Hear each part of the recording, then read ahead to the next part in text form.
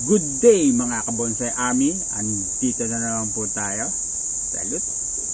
Bago po ang lahat, habang nawa po, habang pinapanood nyo tong aking video na to ay nasa mabuti kayong kalagayan. Kung mapansin nyo po iisa yung damit ko. Saka yung sa last video ko, isang araw ko lang po yan ginawa, itong dalawang video na to.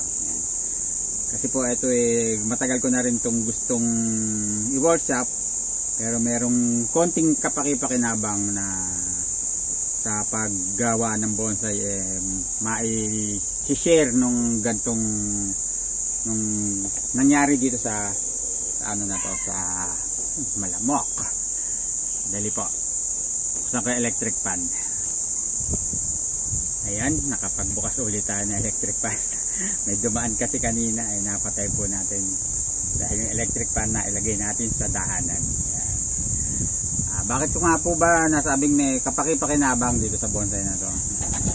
Habang pinapaliwanag po natin, bawasan po natin ng konting dahon para makita ano nga ba yung pinagsasabi ko, hindi puro kalokohan lang.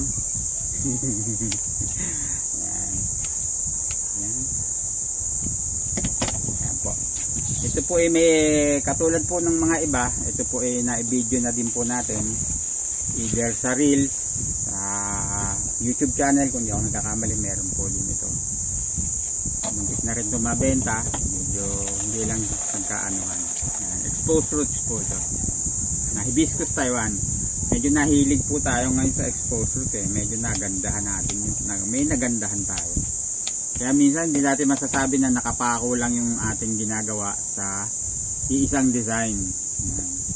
Kasi po, baga ako po, hobby, yan, stress reliever, tapos paminsan-minsan nakakabenta din po tayo. Kaya pag kung magbebenta tayo, halimbawa, gagawa tayo ng maraming design kasi magkakaiba-iba yung hilig o taste ng mga magiging ano natin, mamimili. Yan. Ito po ay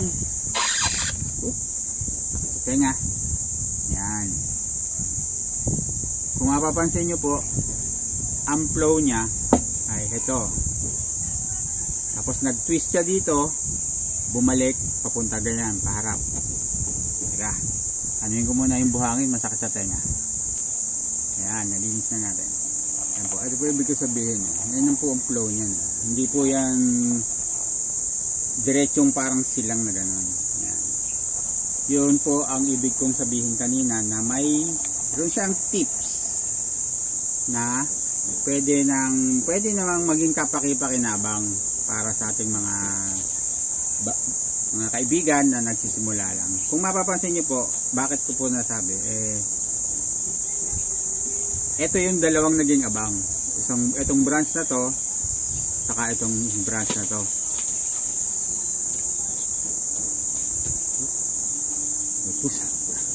Yan. Ang ginawa ko po, parehas ko po naman silang pinatubuan ng abang. Yan. Saka ito, abang. Ito yung magiging apex. Ito yung magiging pababa. Dito din sa part na to, ito yung magiging papuntang apex. Ito naman yung ibebend ko papunta sa baba. Ayan. Dalawa po yung abang sa magiging sana na design nya. Ganyan po tayo. Pag tayo po ay undecided sa ating mga ginagawa, wag agad nating tirahin, ikat. Pag-isipan po muna natin kasi the time na pinutol po natin yan, magsisisi na lang tayo dahil hindi na natin yan mababalik. Yan, yun po yung tips natin po dyan na isa. Pangalawa, yung pagbibigay ng flow. Kung ito ang itutuloy ko, magiging parang letter P. Yan. Pag ito naman, ang flow nya, magkakaroon ng nag-twist dito, bumalik papunta ron, tapos pumunta rito. nagbago yung direksyon. Hindi parang isang letter silang o letter D, ganyan. Kaya magkakaroon ng iba't ibang flow kung ito ang ititira. Yan. At ito ang aalasin. Yan po. Noon po kasi ito ang una kong naisip na itira. Pero napag-isip ko, magmumukha lang siyang letter P. Dahil exposed roots, mahaba yung roots natin dito. Ayan, medyo may kahabaan po yan.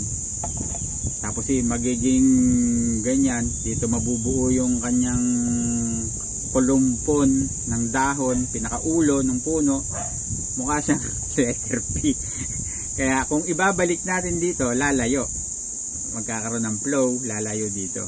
Kaya napagdesisyon po ko na ito ang aalisin. Tapos pwede na din siyang material pang maliit. Kaya sisimulan na natin.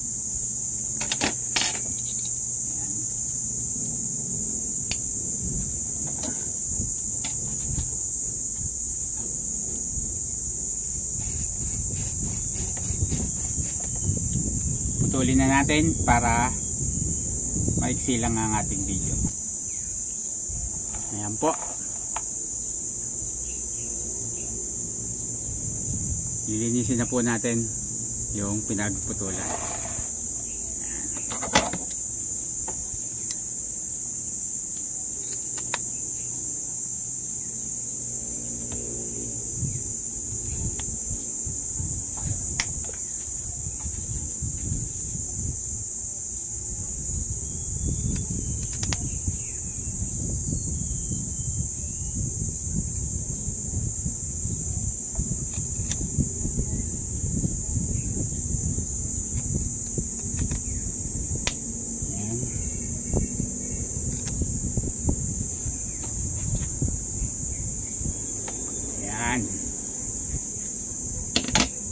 Tapos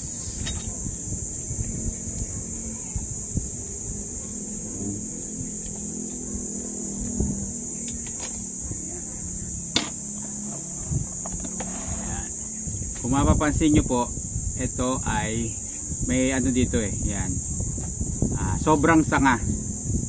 Hindi yan ay lilinisin ko pa dito, pero tama, ayan, pag ganyan dito. Pero hindi pa ngayon kasi po sisiglahin muna to saka ito, kasi baka pag nilinis po natin agad-agad yan, kasi ito few months pa lang to na transfer dito sa pot at hindi pa ganun kalakas yung kanyang mga bagong mga ugat, ikamatay. Kaya ano na muna natin to, fully stable, tapos mga pencil size siguro yan, pwede na yan i-clean cut dito para magkaroon ng parang tapering. Kaya kung di ako nagkakamali, tapering yan, para maganda siyang tignan. Yan naman po yung ating naging sugat. Yan, linisin na po natin. Nalinis na yan, lalagyan na po natin ng yan po, sa mga nagtatanong kung ano ginagamit ko, yan, meron din pong nabibili sa online yung cut paste. Type nyo lang wood cut paste. Ayan. Mga may mamahalin, may mumurahin. Ayan po. Pero ito po, the same naman, the same lang para sa akin. The same lang yung result. Ayan.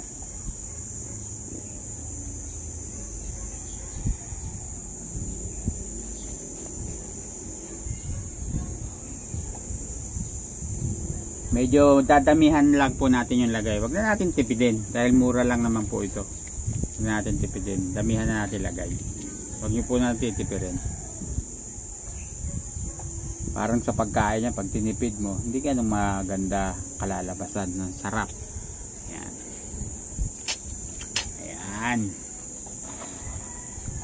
Ayan po. Ganyan lang po yung ating video. Ano lang po kaiksi. Yan.